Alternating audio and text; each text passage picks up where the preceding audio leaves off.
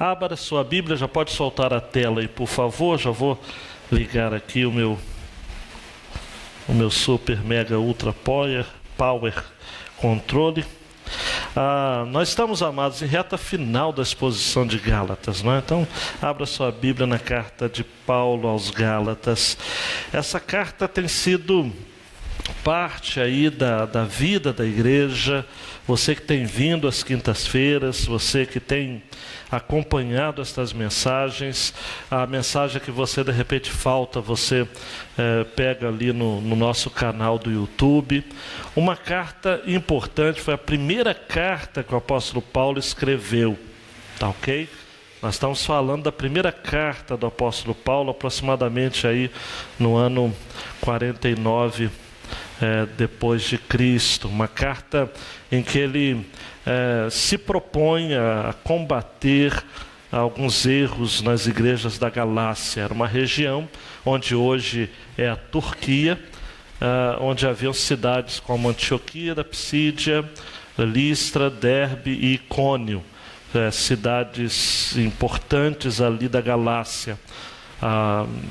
E eram igrejas que foram plantadas pelo apóstolo Paulo na sua primeira viagem missionária, aproximadamente no ano 47 depois de Cristo. Em 2 anos aquela igreja se desviou.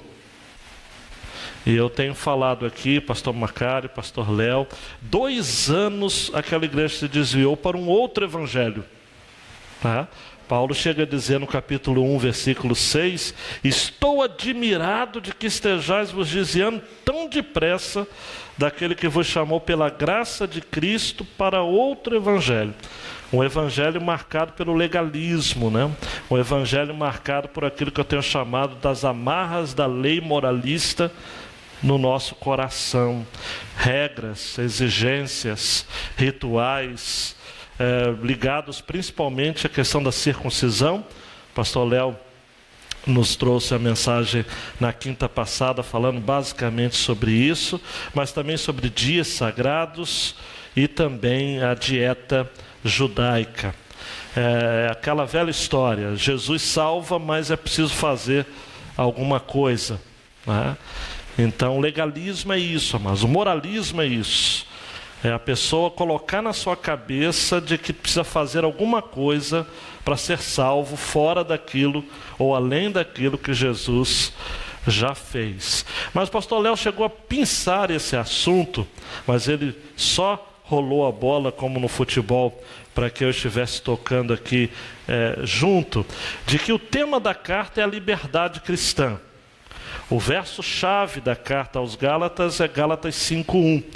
Estai, pois, firmes na liberdade com que Cristo nos libertou, e não torneis a colocar-vos debaixo do jugo da servidão.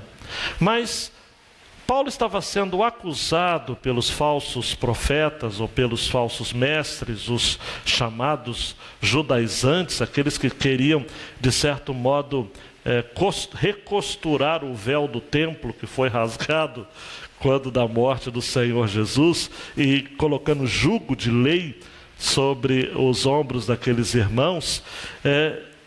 Ele estava sendo acusado de, ao ser contrário à prática de leis, de rituais, de exigências moralistas, para que os crentes permanecessem salvos, ele estaria ensinando um evangelho liberal, libertino, permissivo. Em outras palavras, eu sei que o seminarista, que está fazendo o curso de teologia, vai dar um sorrisinho agora. Ele estava sendo acusado de ser antinomista. Contra, nomista, lei. Anti a lei. E Paulo defende falando o seguinte: não, de maneira alguma. Eu não estou sendo contra a lei e por conta disso estou sendo libertino. Muito pelo contrário. Eu estou trazendo para vocês qual o verdadeiro propósito da lei. A lei estabelece limites. A lei mostra o quanto nosso coração é corrompido. A lei mostra o quanto, pelos nossos próprios méritos, nós não conseguimos chegar a Deus. A lei expõe o nosso pecado. Uma figura que o pastor Macário gosta de usar de vez em quando é como nós estamos diante de uma mesa, a gente sopra para mostrar, ver aonde realmente está sujo, ou muitas vezes a mesa está tão suja de poeira que a gente nem está vendo mesa. Então a lei faz isso, a lei revela a sujeira do nosso coração. Agora, a verdadeira liberdade, Paulo diz, não é a liberdade para pecar, mas é a liberdade para ser santo. É a liberdade para fugir do pecado. É a liberdade para manter uma vida regrada pelo amor e pelo poder do Espírito Santo. Essa é a minha porção nesta noite. Gálatas 5, 13 a 26, o grande duelo em nós. Acompanhe na sua Bíblia, por favor. Irmãos, fostes chamados para a liberdade, mas não useis da liberdade como pretexto para a carne. Antes, sede servos uns dos outros pelo amor. Pois toda a lei se resume numa só ordenança, a saber, amarás ao teu próximo ou ao próximo como a ti mesmo. Mas se mordeis e devorais uns aos outros, cuidado para não vos destruirdes mutuamente. Mas eu afirmo, andai pelo Espírito, e nunca satisfareis os desejos da carne, porque a carne luta contra o Espírito, e o Espírito contra a carne. Eles se opõem um ao outro, de modo que não consegues fazer o que quereis. Mas, se sois guiados pelo Espírito, já não estáis debaixo da lei. As obras da carne são evidentes, a saber, imoralidade, impureza e indecência, idolatria e feitiçaria, inimizades, rivalidades e ciúmes, ira, ambição egoísta, discórdias, partidarismo e inveja, bebedeiras, orgias e coisas semelhantes a essas, contra as quais vos previno, como já vos preveni antes, os que as praticam não herdarão o reino de Deus. Mas o fruto do Espírito é amor, alegria, paz, paciência, benignidade, bondade, fidelidade, amabilidade e domínio próprio. Contra estas coisas não existe lei. Os que são de Cristo Jesus crucificaram a carne juntamente com suas paixões e desejos. Se vivemos pelo Espírito, andemos também sob a direção do Espírito. Não nos tornemos orgulhosos, provocando-nos uns aos outros e tendo inveja uns dos outros. Ora, Senhor, comigo. Deus, por favor, capture a nossa atenção. Não deixa ninguém aqui se desviar desse foco, da mensagem que o Senhor tem para nós. Ser com a minha mente, minha capacidade cognitiva, minha comunicação, a atenção dos meus irmãos. Fale conosco, que nada lá fora, apreensões, preocupações, distrações, nos impeçam de focarmos e recebermos aquilo que o Senhor tem para a gente nesta noite. No nome de Jesus. Amém. Amém. O desafio, amados, proposto por Paulo pode ser resumido nessa frase, PJ. No grande duelo que é travado em nós, irá vencer essa intensa batalha a força que domina o nosso coração. E a pergunta que não quer calar é: qual é a força que tem dominado o seu coração? É a carne ou é o Espírito? Esse texto, amados, por mais que ele é cheio de detalhes incríveis, e uma mensagem como essa mereceria, quem sabe, uma parte A, B, C, se a gente fosse destrinchá-la, mas eu quero caminhar com vocês no veio do argumento do apóstolo Paulo, do fluxo do pensamento do apóstolo Paulo, que é justamente deixar claro nessa parte final da sua carta, qual seria agora a ética do Evangelho. Ele começa a sua carta do capítulo 1 e 2 falando sobre a defesa do Evangelho, capítulos 3 até 5, 12, né, que a gente viu até quinta-feira passada, a questão do Evangelho, o argumento do Evangelho. E agora então, 5:13 até 6:10, ele fala sobre a ética do Evangelho. Que tipo de vida se exige de quem de fato serve ao Senhor Jesus. Abrindo parênteses, alguém chegou para mim e disse recentemente, esse negócio de Evangelho é complicado. E é. A vida segundo o Evangelho é um grande desafio. E 6:11 até 18 é apenas o encerramento da carta. E tem alguns detalhes que a gente vai ver quando chegar lá. Então eu fiquei com essa imagem, porque eu tenho para mim de que essa é a imagem que Paulo carrega no seu argumento. Esse duelo que há dentro de nós. E nesse duelo irá vencer a força que domina o nosso coração. Eu vejo que a palavra chamado é a palavra central dessa porção.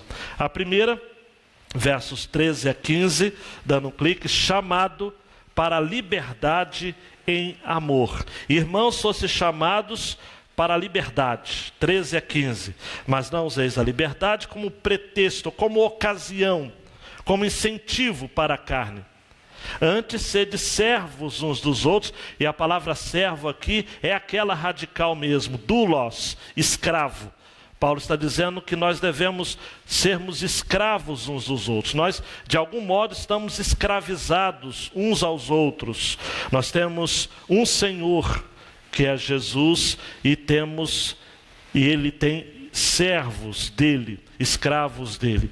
Nós, por nossa conta, também somos escravos uns dos outros. Esse é o entendimento do apóstolo. Pois toda a lei se resume numa só ordenança, numa só sentença. E aí Paulo vai citar aqui algo do Antigo Testamento, do Novo Testamento: amarás ao próximo como a ti mesmo. E ele termina essa porção no versículo 15 usando termos assim muito grotescos até. Se vocês querem se morder e devorar uns aos outros, cuidado para que vocês não se matem. Tá? Em linguagem de hoje, de Ezequias, é isso que o texto está dizendo. Se vocês querem se morder e se engolir uns aos outros, cuidado para que vocês não se matem. É liberdade, amados. Essa liberdade não pode desencadear, obviamente, numa libertinagem. Já expliquei sobre isso. A verdadeira liberdade consiste em viver como devemos e não como queremos. A palavra liberdade é usada 3 vezes em Gálatas. Gálatas 2:4, e isso por causa dos falsos irmãos que se intrometeram, os chamados judaizantes, e secretamente entraram a espiar a nossa liberdade que temos em Cristo Jesus para nos porem em servidão. E Paulo defende então a liberdade em Cristo, e ele o faz de maneira muito ferina. Ele acreditava nisso, que essa liberdade não é liberdade para pecar, mas é liberdade para servir uns aos outros. Eu quero trazer uma curiosidade para vocês. Por que Paulo fala no 5:1, para a liberdade foi que Cristo nos libertou, e 5:13, fostes chamados para a liberdade. Por que para a liberdade? Entre os gregos antigos, amados, quando um escravo conseguia liberdade, ou alforria, ele geralmente, amados, vivia debaixo de um jugo legal, isso era realmente uma prática, quando o seu senhor levava esse escravo a ser alforriado em um templo de uma divindade qualquer. E o senhor simplesmente diz o seguinte: olha, você agora não é mais meu escravo, você é escravo desse Deus aqui. E como o escravo, obviamente, não possuía dinheiro para comprar a sua liberdade, então o seu dono, fazia uma declaração na presença do escravo e na presença dos sacerdotes daquele Deus, dizendo o seguinte: fulano de tal, ele é colocado agora para a liberdade.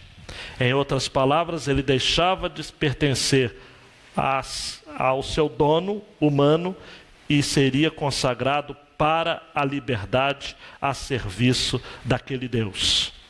Deus com D minúsculo. Então, quando Paulo evoca essa expressão para a liberdade, foi que Cristo nos libertou, ou, versículo 13, foste chamados para a liberdade, ele quer dizer isso. Nós somos servos de Deus. Deus comprou a nossa servidão. Somos livres à medida que nos relacionamos com Deus. Nossa liberdade não significa que temos autonomia absoluta, mas a nossa liberdade é uma liberdade para servir a Deus e aos nossos irmãos. Esse é o elemento a mais que Paulo trabalha, no versículo 13. Antes, sede servos uns dos outros, pelo amor. Essa liberdade não poderia ser como pretexto, e a palavra aqui como pretexto é para dar ocasião à carne, não é? Absolutamente. Paulo, quando está pensando aqui em algo que se dá como que por pretexto ou ocasião, ele está se referindo a um termo militar que significa o seguinte: estar em um determinado lugar onde se é alvo fácil de um ataque. Paulo está dizendo o seguinte: olha, se você não se amarrar, esse é o termo, você não for servo de Deus, você vai dar ocasião à carne, você vai ser servo da sua própria natureza. Por isso, para a liberdade, vocês foram chamados. Sejam, pois, servos de Deus e servos uns dos outros. Paulo sugere então uma vida de servidão pelo amor. John Stott vai dizer de que pelo amor nós nos tornamos escravos uns dos outros. A ideia não é um senhor com uma porção de escravos, mas um pobre escravo com uma porção de senhores. Nós devemos ter os nossos irmãos como os nossos próprios senhores, a ponto da gente sacrificar o nosso bem pelo bem dos outros e não o bem deles pelo nosso. John Stott encerra o seu argumento dizendo: a liberdade cristã é serviço, não é egoísmo. Então, servir a Deus implica em deixar de servir a si mesmo, e servir aos outros significa colocar os outros em vantagem a você mesmo. Paulo está sendo extremamente audacioso nesse argumento. E para embasar o seu argumento, ele usa no versículo 14: pois toda a lei se resume numa só frase: amarás ao próximo como a ti mesmo. Ele está citando Levítico 19:18, está citando Mateus 19:19, e está citando Marcos 12:31.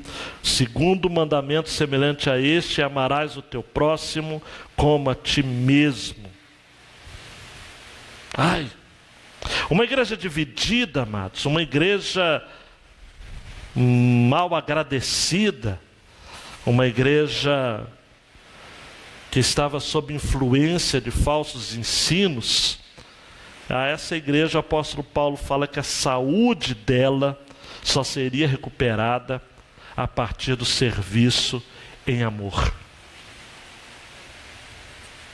Às vezes a gente fica muito preocupado quando algumas coisas demoram a acontecer na igreja ou simplesmente não acontecem.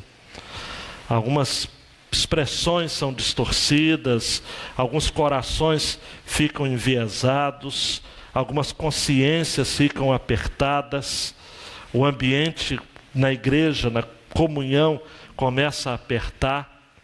E em meio a isso nós precisamos resgatar essa máxima.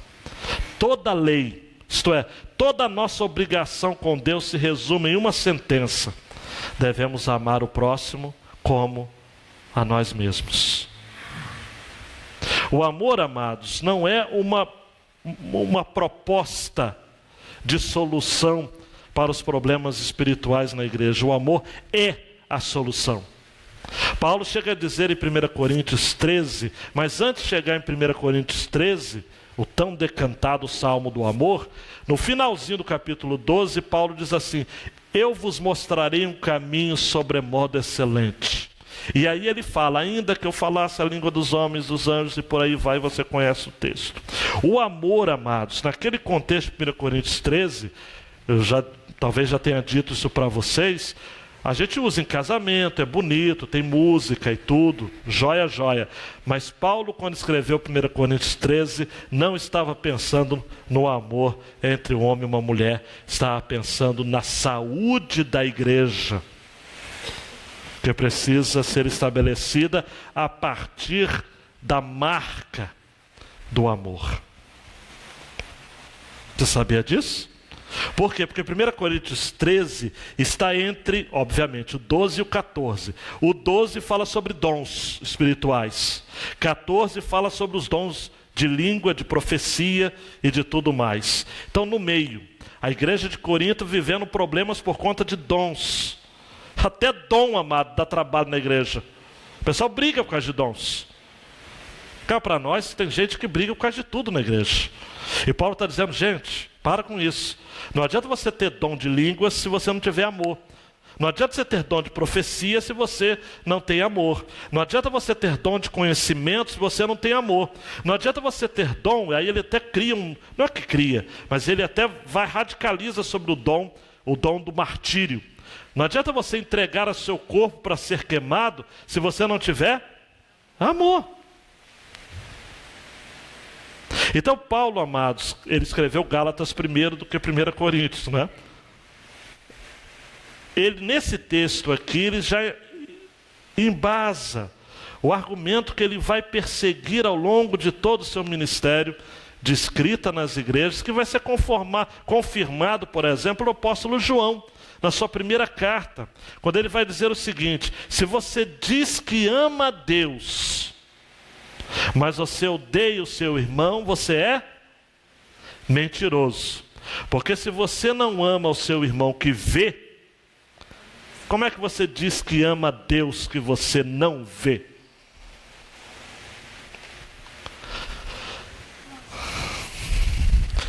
Eu sei que é perigoso ficar abrindo parênteses, amados, mas vou ousar. Falta amor na terra. Isso daí todo mundo vai dizer amém, falta. Falta amor no mundo, mas falta amor na igreja. O que eu vejo, amados, de crentes em algumas postagens nas redes sociais, discursos de intolerância, de ódio, não está no gibi. E na igreja, no trato, eu tenho falado, vez por outra, com uma ou outra pessoa: olha, você pode não ser o cara mais carismático do mundo, sorrir para todo mundo, é educado, você é bonito, tem uma personalidade carismática. Nem todo mundo tem isso. Mas amar é uma obrigação. Até mesmo porque o amor tem uma força, amados. Henry Drummond pregou um sermão chamado Dom Supremo, é o amor. Lindíssimo sermão, né? Não é? Depois o Paulo Coelho acabou só traduzindo, mas não foi dele o livro. Então eu não estou indicando o livro do Paulo Coelho. O livro é do Henry Drummond, que é até um pregador puritano na Inglaterra. O Dom Supremo, lindíssimo sermão escrito acerca de 1 Coríntios 13. Mas um trocadilho que um pastor falecido, Darcy do Zilek, fez num dos seus livros foi muito interessante. Amargura, amar, cura. Muitas vezes, amados, algumas coisas, repito, estão difíceis de acontecer e de fluir na igreja, porque está faltando amor. O pessoal está igual ao versículo 15, se mordendo e se devorando. E a palavra, amados, morder e devorar aqui no original é tão forte. Deixa eu falar para vocês. Sugerem animais selvagens enganjados em uma luta mortal. Já assistiu aqueles programas do Animal Planet, que tem aqueles animais que ficam brigando? É isso daqui, morder e devorar. Então nós somos chamados para a liberdade em amor. Não vou pedir para você olhar para o seu irmão e dizer eu te amo, mas você precisa viver o amor. Amar o intratável, amar o chato, amar o não amável. C.S. Lewis diz, ame o não amável, porque Deus amou o inamável em você. Amar. Então deixa eu progredir. O segundo chamado é o chamado para a vida no Espírito. E essa é uma porção que eu vou passar panoramicamente, embora seja muito rica aqui. Paulo trata esse assunto agora dizendo o seguinte, andai pelo Espírito. O verbo aqui para andar, no original, é o andar no sentido de conduzir, se comportar, regular a própria vida. É o verbo no original que é usado para procedimento, conduta. Andai pelo Espírito e nunca satisfarei os desejos da carne. Porque a carne luta contra o Espírito. Tem algumas versões aí dizendo milita. E o Espírito contra a carne, eles se opõem um ao outro, de modo que não conseguem fazer o que quereis. Mas se sois guiados pelo Espírito, já não estáis debaixo da lei. Porque o que a lei pode fazer, amados, diante de alguém que é guiado pelo Espírito? João 3, se não me engano, 8, vai dizer, o vento sopra onde quer. Não sabe de onde vem nem para onde vai, assim é todo aquele que é nascido no Espírito. Quem é guiado pelo Espírito, e o verbo aqui guiado no original, amados, é tomado pela mão, é conduzido pela mão. Andar pelo Espírito você pode fazer.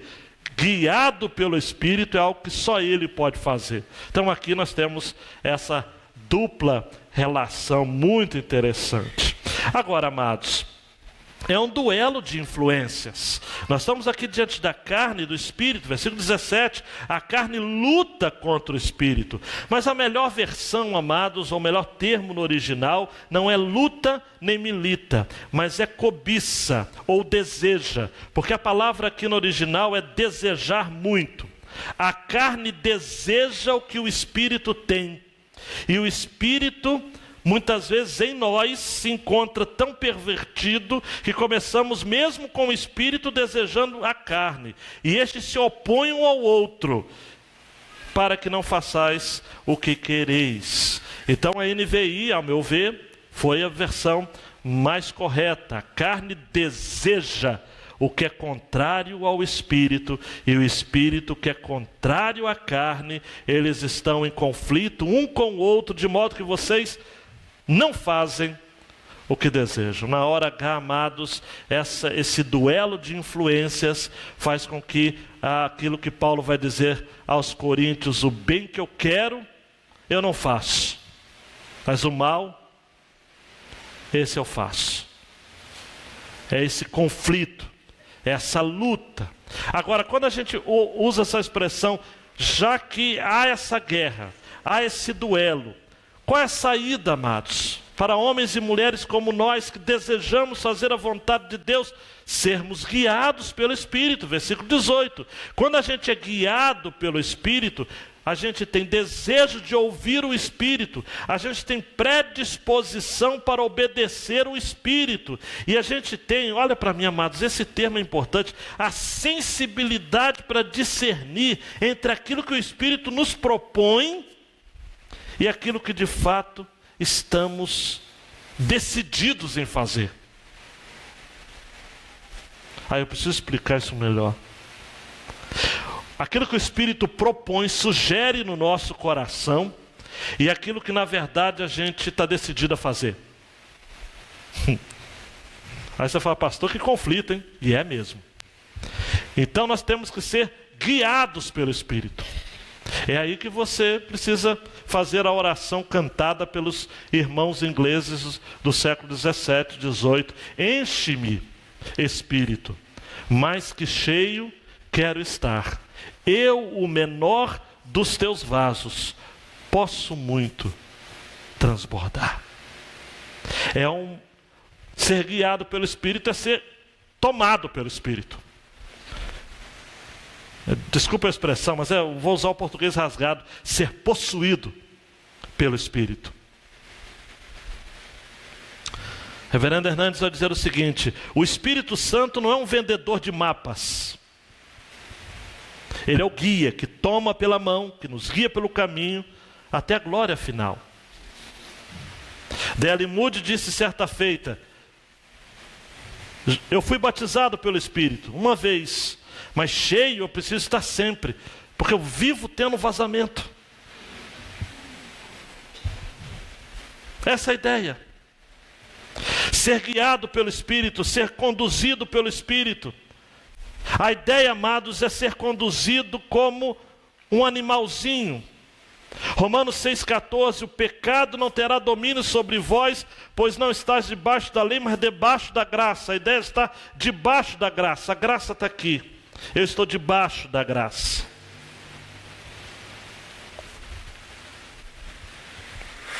E aí, para tornar ainda mais claro o argumento, Paulo diz o seguinte, porque, gente, presta atenção. Eu vou explicar quais são as obras da carne e quais são os frutos, ou fruto do Espírito. Deixa eu só abrir um parênteses. Por que obras da carne e fruto do Espírito? Porque obra é aquilo que você produz por você mesmo. Fruto é algo que é produzido por um poder que não é seu. Obra é algo que você faz. Fruto é aquilo que é feito em você. Ou a maçã produz fruto por si mesma. Ela faz de repente pensamento positivo. Eu vou produzir. Não. Ou você diz para o milho, produza! Chá! Não. Agora, obras da carne é algo que você faz. Mas olha para mim, só não quero lhe complicar a cabecinha, não. O potencial para o mal já está em você. A obra da carne está em você pegar esse potencial que está dentro e jogar para fora. Aí, o que acontece quando você joga para fora essa tranqueiragem que está dentro de você? Vamos lá, obras da carne. Versículo 19 a 21. Se segura na cadeira. As obras da carne são evidentes. E Paulo chega a seguir, são manifestas. No meu português rasgado, as obras da carne está na cara. Todo mundo vê.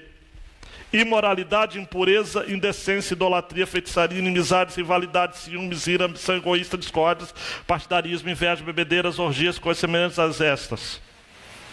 Paulo chega até no final e fala assim, coisas semelhantes a essas. Ele fala assim, chega. Então eu vou seguir apenas uma proposta aqui de classificação dessas obras da carne. Tá bem? Para ser bem didático, como tenho que ser. Primeiro Paulo fala sobre os pecados sexuais. Prostituição, impureza, lascívia. Prostituição, no original, é toda e qualquer imoralidade sexual. Toda. Não é só pagar para ter sexo com alguém.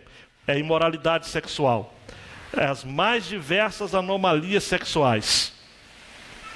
É a prostituição. Impureza é um termo muito geral, que vai muito no campo, amados, dos pensamentos. todas essas anomalias o pessoal pensa e fica aí. A pornografia está ligada à prostituição mais diretamente enquanto ato. Mas a impureza está muito naquilo que você imagina, que você sugere a si mesmo através de imagens, tá? Ou até mesmo através de objetos. Eu não vou nem entrar em detalhes aí, é coisa aí. O presidente até postou o vídeo, então você já sabe o que é. Lascívia tem a ver com desejo sexual desenfreado. É a pessoa que olha para alguém e já vê nua, ou projeta. É alguém que não pode ver mulher. O homem que não pode ver mulher, mulher que não pode ver homem. Quem é aficionado por pensamentos impuros. Tem muito a ver, umbilicalmente ligado. Prostituição, impureza, lascívia são detalhes, pecados sexuais. Paulo fala a segunda categoria, pecados religiosos. Daria uma mensagem, né? Idolatria e feitiçarias. Idolatria está claro, né? É todo e qualquer culto a outros deuses, né? Feitiçarias, a palavra no original aqui é farmaqueia, que vê o termo farmácia. Aí você fala, mas pastor, remédio. Não. Na antiguidade, amados, essa coisa de remédio e drogas e encantamentos era muito ligado. Até hoje em determinados países é assim. No interior também é assim. Tem muita coisa de, desculpe se eu estiver citando errado, né? Garrafadas. Toma um chá tal, que é um chá. Cuidado com esse negócio de chá, viu? Não, uma erva aqui, uma erva colar, e está ligado a essa questão dessas feitiçarias aí, né? Curandeiros, xamãs, pajés, preto velho, enfim, Deus o livre. Então está ligado a essas feitiçarias, remédios, drogas. Paulo fala de pecados sociais. Inimizade, porfia, ciúme, ira, discórdia, dissensão, facção e inveja. Inimizade, amados, é aquela atitude de intolerância para com o outro. Eu não suporto você. Porfia já tem a ver, amados, eu não suporto você, eu quero fazer o seu mal. Eu vou realmente lhe derrubar, não é? Porfia é fazer tudo para que o outro se dê mal. Ciúmes. Ciúme diz respeito, amados, a não suportar que a pessoa seja algo que você quer ser. Tá? É diferente da inveja. A inveja é pior do que o ciúme, porque a inveja é você não suportar que a pessoa seja o que ela é e que você deseja ser, e por isso você quer matá-la. Ou acabar com aquilo que ela tem. Tomara que o celular dela queime, porque é melhor do que o meu. Isso é inveja. A palavra inveja no original, in é contra. Veja é olhar. É você olhar contra a pessoa. Então, ciúme ainda é leve em relação à inveja, mas quase sempre vem junto. Tá? Ira. Ira é a pessoa descontrolada, amados. Ela acorda bem, você não conhece gente assim, né? E de repente ela dá uma patada. Pá! Aí você toma aquele choque assim, fica assim, mas como é que é e tal. Aí de repente, é assim, a pessoa está no trabalho, teve problema, chegou em casa, a mulher, coitada, recebe. Ou o homem também. Ou os filhos. Um dia ouvi uma história de que tinha uma mãe que chamava os filhos, olha meus filhos, papai está chegando para o trabalho, vamos nos arrumar, vamos tranquilizar o ambiente, vamos deixar tudo tranquilozinho. O pai chegava, as crianças estavam até assim. Porque o cara é um cão, né? Um cão. Então é essa ira, obra da carne, hein? Egoísmo, tá certo, né? A pessoa só pensa em si mesmo. Dissensões, é a pessoa que cria problema umas com as outras, né? Tem gente que é assim, é difícil. Facções, aí são partidos, né? É a pessoa que fala o seguinte: hoje no Brasil só tem facções, né? Não é facção só de crime, né? mas tem as facções nas ideologias políticas, as facções, eu até ouso, até tenho receio de falar isso, mas as facções denominacionais também. Tem gente que tem a sua igreja local, fala, o quê? Só a minha que vai, eu sou mais. Não. Vai, Corinthians. Então essa facção é algo realmente muito complicado. Por fim, Paulo fala sobre os pecados pessoais.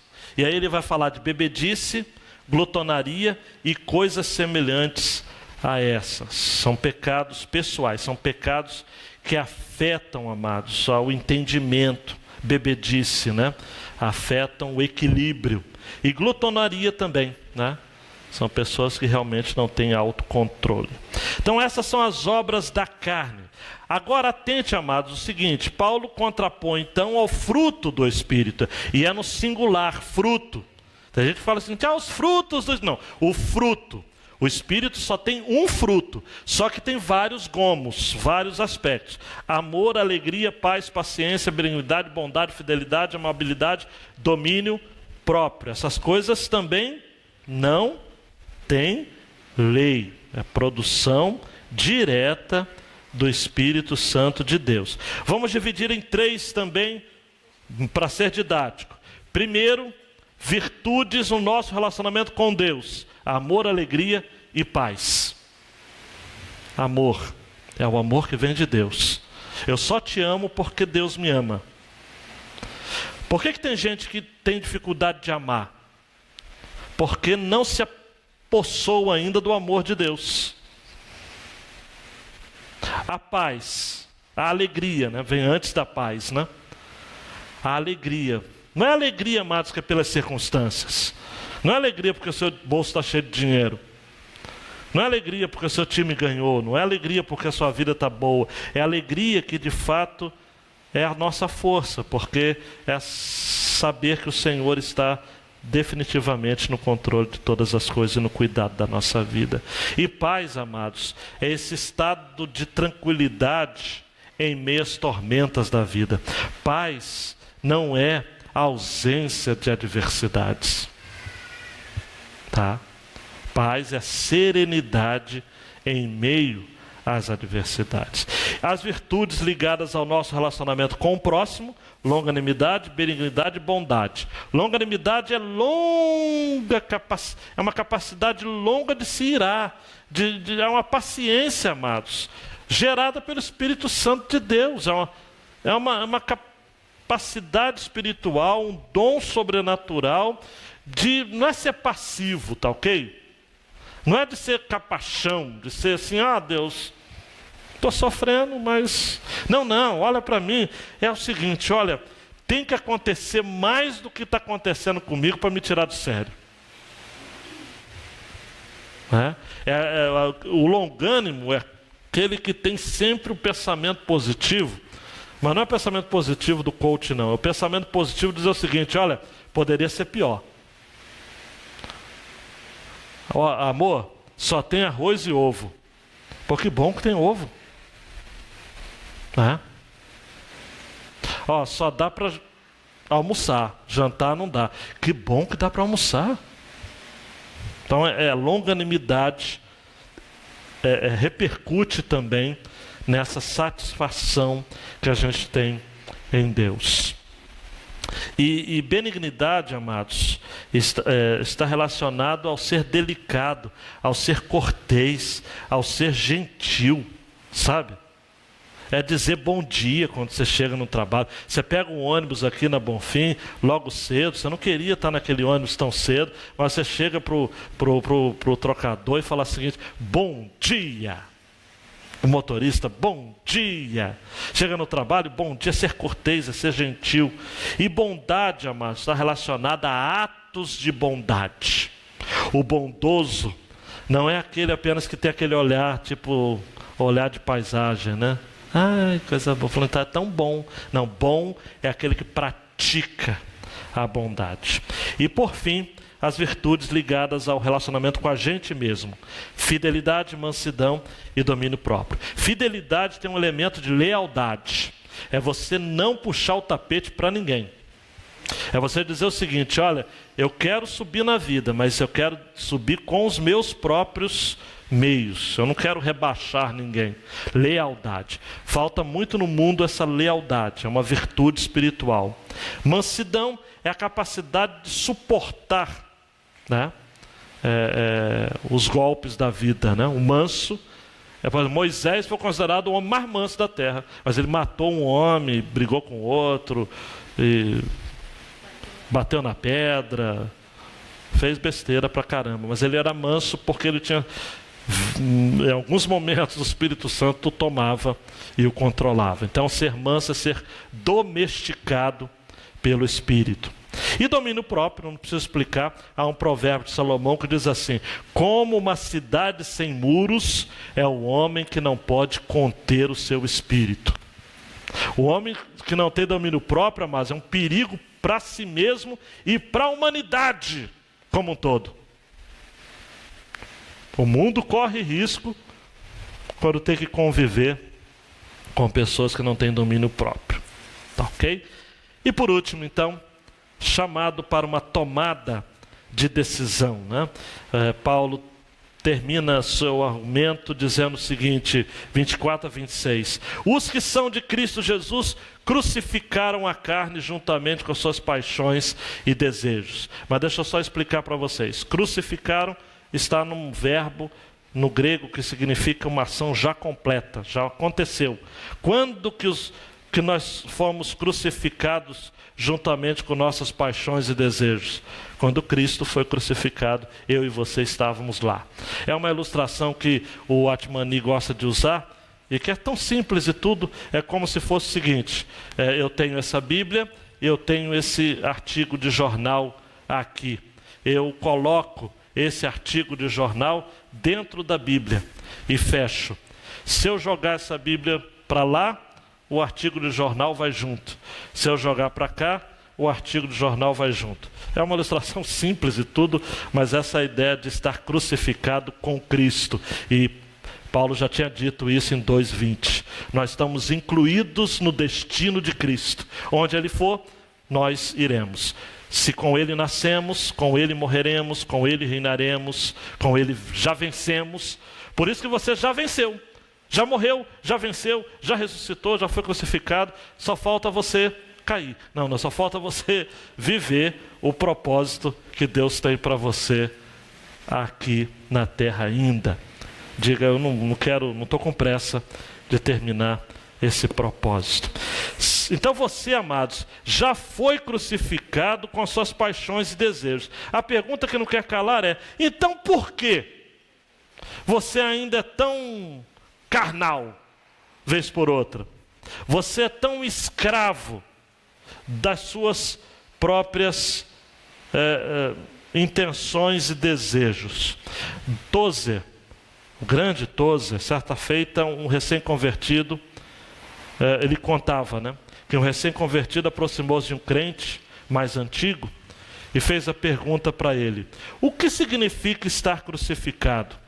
E o velho cristão respondeu, preste atenção: estar crucificado implica em 3 coisas.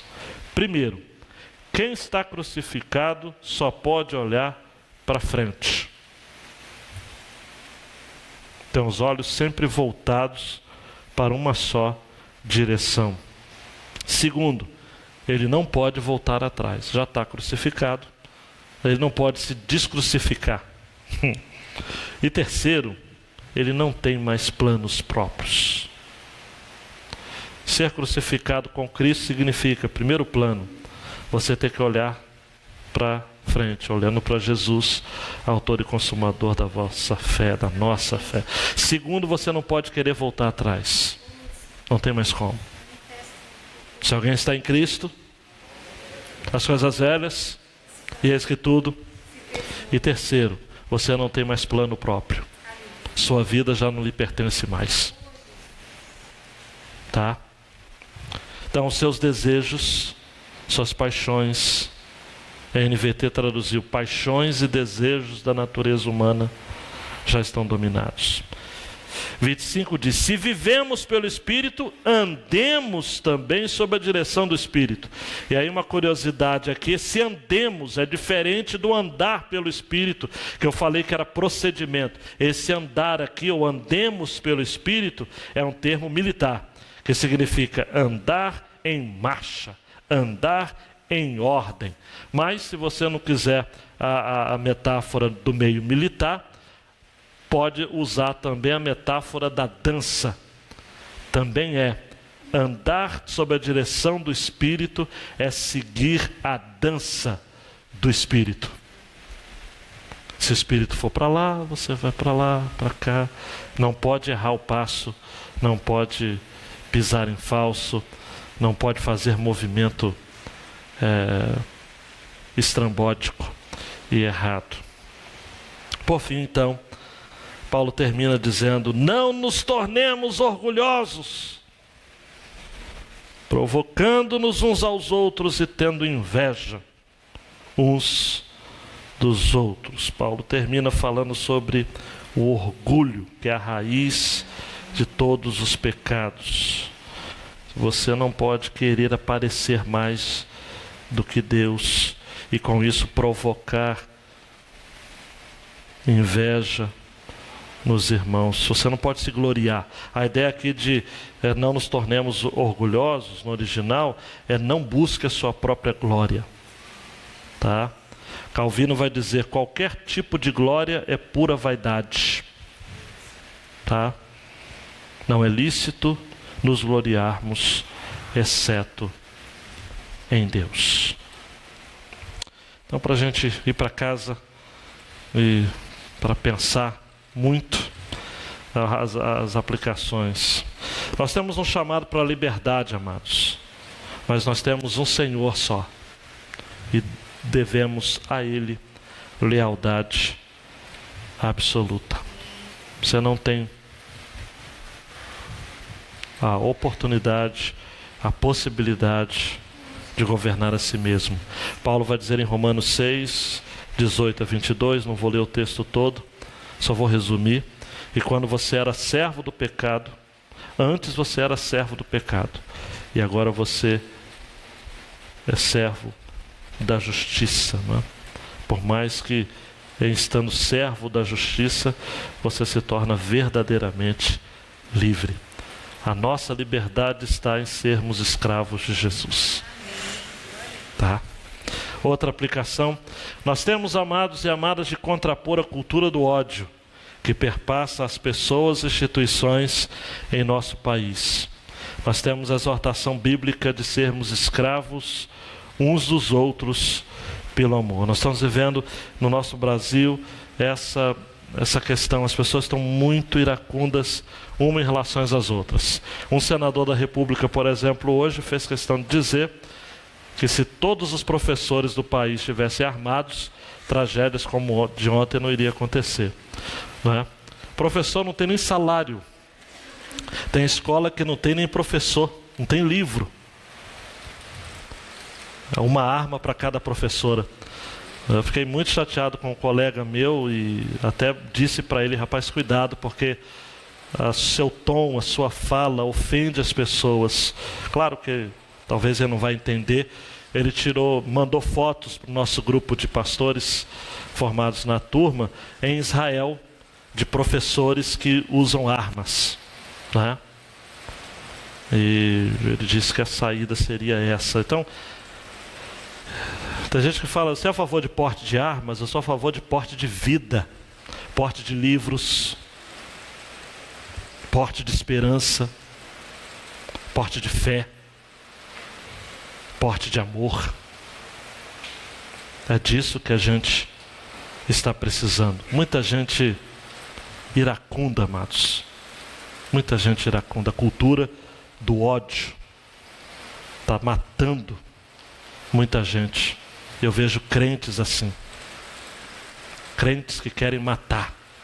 Querem ver pessoas mortas. Absurdo. Mas vamos prosseguir. Andar pelo Espírito na prática equivale a ter a vida moldada pelos valores de Deus. E isso tem a ver com, na nossa cosmovisão, nós, amados, precisamos, Pedro vai dizer em 1 Pedro 2, 11 e 12, abstenhais das concupiscências carnais que combatem contra a alma, tendo o vosso viver honesto entre os gentios, para que naquilo que falam mal de vós, como de malfeitores, glorifiquem a Deus no dia da visitação pelas boas obras. Repita comigo: boas obras. Boas obras que em vós observe. Quem anda pelo Espírito produz atos relacionados ao Espírito Santo de Deus. Outra aplicação: todos nós temos instintos carnais com potencial a nos fazer cometer atrocidades. Ao alimentarmos a carne, ela fica mais forte. Olha para mim, amados. Você, eu, temos o mesmo potencial desses dois meninos que ontem fizeram aquele massacre para fazer maldade. É só sermos submetidos às mesmas influências e cedermos às mesmas inclinações carnais. Aí tem gente que fala: não, pastor, mas a minha formação é diferente. Amados, coração do homem, dizia lá no Nordeste, é terra que ninguém anda. A gente não sabe, amados, o que é capaz, ou a nossa carnalidade. Paulo, você quer um exemplo? Só vou dar um exemplo só. Paulo, homem santo pra caramba, ele disse em Romanos 7, 23 a 25: eu vejo nos meus membros outra lei, que batalha contra a lei do meu entendimento e me prende debaixo da lei do pecado que está nos meus membros. Miserável homem que eu sou, quem me livrará do corpo dessa morte? Paulo vivia escravo. Esse texto de Romanos é que vai desembocar naquela proposta que eu disse que era Corinto, mas na verdade foi aos Romanos, onde ele fala que ele quer fazer o bem, mas ele não consegue. O mal está sempre diante dele. E por fim, nós temos de morrer para o nosso eu todos os dias. E olha para mim, isso não é um mantra esotérico, é oração diária. É você dizer todos os dias: Senhor, que eu morra para o meu eu. Estenda suas mãos assim, enquanto eu leio esse texto de Colossenses 3, 5 a 11. Mortificai, pois, os vossos membros que estão sobre a terra. Aí você diga assim: Senhor, mortifique dentro de mim prostituição, impureza, afeição desordenada, vil concupiscência, avareza, que é a idolatria, pelas quais coisas vem a ira de Deus sobre os filhos da desobediência, nos quais também em outro tempo andastes quando vivias nelas. Paulo está lembrando. Mas agora despojai-vos também de tudo. Diga: Senhor, que eu me despoje da ira, da cólera, da malícia, da maledicência, das palavras torpes da vossa boca. Não mintais uns aos outros, pois já vos despistes do velho homem com seus feitos. E a terceira e última oração: Senhor, me vista e vos vestistes do novo, que se renova para o conhecimento segundo a imagem daquele que o criou, onde não há grego, nem judeu, circuncisão, nem incircuncisão, bárbaro, cita, servo ou livre, mas Cristo é tudo em todos.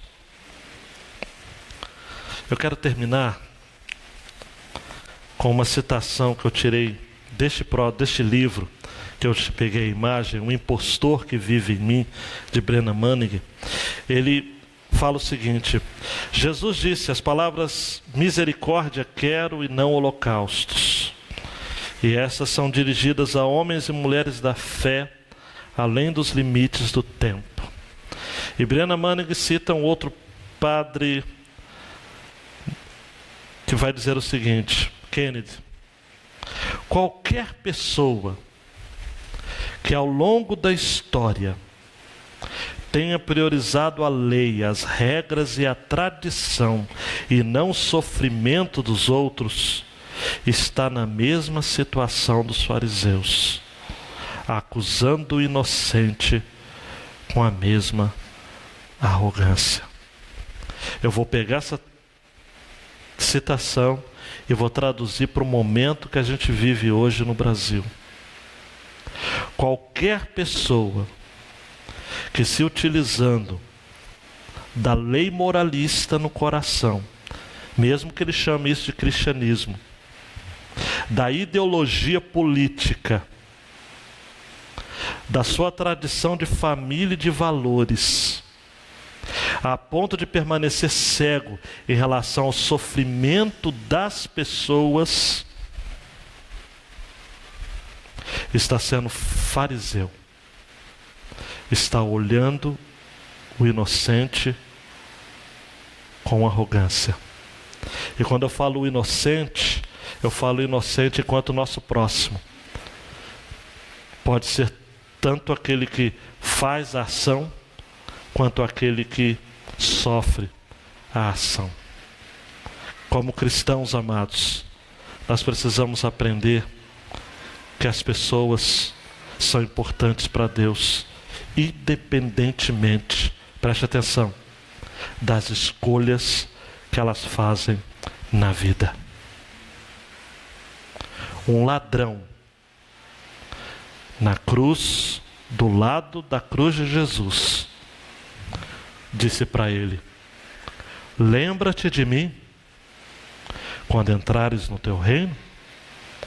E Jesus disse para ele: hoje mesmo estarás comigo no paraíso. No cristianismo, o ladrão não precisa ser necessariamente aquele que vai ser executado. Muitas vezes, o bonzinho na história é mais perverso do que aquele a quem a gente julga que seja o vilão. Pessoas valem mais do que coisas e do que ideologias. Cuidado. Cuidado. Temos de olhar as pessoas pela ótica do Evangelho. E Evangelho é vida e é esperança. Ai de nós, amados. Ai de nós, se não fôssemos alvos dessa graça. Não queira, amados, reter a graça que foi ministrada a você, impedindo-a de chegar àquele que mais precisa, ao que mais carece dela, sob o risco de se tornar fariseu. Fariseu. Que Deus nos livre do farisaísmo. Abaixe a cabeça e diga: Senhor, me ajude nessa caminhada, nesse exercício do amor, que eu venha a fazer postagens em cima do amor, que eu venha a fazer comentários relacionados ao amor, que oremos pelos familiares que perderam seus filhos, seus entes queridos, mas que oremos também pelos familiares dos assassinos, que igualmente estão precisando das nossas orações. Aprendamos, amados, a entender que por detrás de todo comportamento violento há uma história. Quem é professor e professora aqui sabe disso. Por trás daquele comportamento que dá vontade realmente de, sei lá, explodir o camarada, mas há uma história, há um drama. E a gente precisa olhar e amar, ver e amar, ter compaixão. É isso, amados. Nós precisamos amar mais. A saída é amar. A cura do mundo passa pelo amor. Jesus disse: coloca a mão no seu coração e receba essa palavra. Depois você vai ficar de pé para a gente orar. Nisto conhecerão todos, João, evangelista João, se não me engano, 13:35. Nisto conhecerão todos que sois meus discípulos, se vos amardes uns aos outros. Fica de pé, amado e amada. Ó Deus, nós queremos ser uma igreja que ama as pessoas. A gente quer amar o traficante, a gente quer amar a prostituta, a gente quer amar o homossexual, a gente quer amar aquele que faz qualquer tipo de mal, o político, o vizinho com som alto. A gente não quer ficar denunciando por denunciar, não. Amaldiçoando pessoas, não. Queremos amar. Se o Senhor coloca alguém na nossa porta para nos incomodar, é porque o Senhor quer que nós amemos. Martin Luther King falou o seguinte: essa lógica de olho por olho vai acabar deixando todo mundo cego. Meu Deus, o Senhor disse: se te ferir numa face, oferece a outra. Se te obrigar, se te forçar a caminhar 1 milha, caminhe com ele 2. Paulo diz: se o teu inimigo tiver fome, dá-lhe de comer. Se tiver sede, dá-lhe de beber. Inimigo, fazendo isso, amontoarás brasas vivas sobre a sua cabeça. A lógica do evangelho é essa, é amar. Que a sua igreja viva isso, meu Deus. Chega de ódio, chega de partidarismos, chega de polarizações. Chega, meu Deus. Nós não podemos pensar como o mundo. Nós precisamos pensar que pena de morte já existe. Romanos 6:23. O salário do pecado é a morte. Nós precisamos proclamar a pena da vida. Mas o dom gratuito de Deus é a vida eterna em Cristo Jesus, nosso Senhor. Nós precisamos ser mensageiros da vida. Sempre. Dos nossos, que nos são queridos, e dos outros, que igualmente devem ser queridos por nós também. Não nos permita, meu Deus, vivermos em um ambiente eclesiástico, onde o ódio, a carne, a maldade triunfe. Não. Dá-nos, meu Deus, ousadia para defendermos a vida e o amor sempre. Porque, como diz a tua palavra, 1 Coríntios 13:8. Agora, pois, permanecem a fé, a esperança e o amor. Estes 3. Mas o maior destes é o amor. No nome de Jesus. Amém e amém. Se assente, meu querido e minha querida. Ore silenciosamente. Diga: Senhor, coloca no meu coração essa verdade. Eu só vou vencer.